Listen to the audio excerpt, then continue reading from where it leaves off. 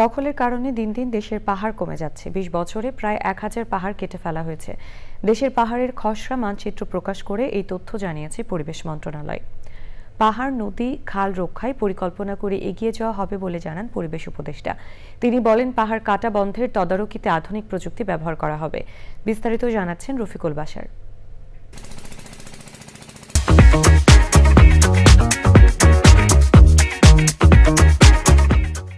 সিলেট, চট্টগ্রাম সহ দেশের ১৬ জেলায় ২৩,৫৪,৫৬৯টি উঁচু পাহাড়ের চূড়া আছে, যার ৯২% বান্দরবানে। গত ২০ বছরে ১১ জেলায় বড় বড় প্রায় ১,৩৩৪ হেক্টর পাহাড় কেটে ফেলা হয়েছে। উচ্চ ক্ষমতার স্যাটেলাইট ছবি থেকে দেশের পাহাড় ও টিলাসহ প্রাকৃতিক সম্পদের মানচিত্র তৈরি করা হয়েছে। সেখানে এই তথ্য দিয়ে বলা হয়, কক্সবাজারের সবচেয়ে বেশি এলাকা জুড়ে পাহাড় কাটা হয়েছে।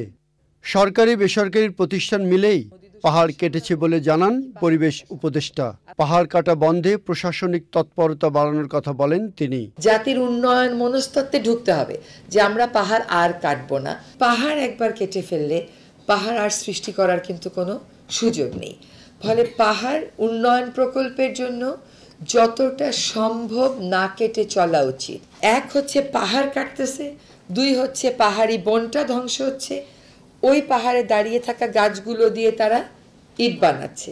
তাহলে আমার ক্ষতি কি হচ্ছে? পাহাড় যাচ্ছে, বন যাচ্ছে, বায়ু দূষিত হচ্ছে। উপদেষ্টা বলেন, ঢাকার ১৯টি খাল উদ্ধার এবং ৪টি নদী দখল দূষণ মুক্ত করতে ফেব্রুয়ারি নাগাদ পরিকল্পনা চূড়ান্ত করা হবে। পুরা শহরের সিওয়েজ গিয়ে পড়তেছে আমার নদীগুলোতে। তো এইটা আসলে পয়েন্টগুলো আইডেন্টিফাই করে অ্যাকশন প্ল্যান আমরা আশা করি ফেব্রুয়ারি এন্ড নাগাদ আমরা চূড়ান্ত করে ফেলতে পারবো। আরেকটা কথা বলে দিচ্ছি যে প্রত্যেকটা জেলা প্রশাসক তার শহরে, তার জেলার একটা করে নদী দখল এবং দূষণমুক্ত করার কর্মপরিকল্পনা আমাদেরকে পাঠিয়ে দিয়েছে। ভারতের সাথে গঙ্গা পানি চুক্তির মেয়াদ বাড়াতে আলোচনা শুরু হবে বলে জানান উপদেষ্টা। Rafiqul Bashar, channel I, Dhaka.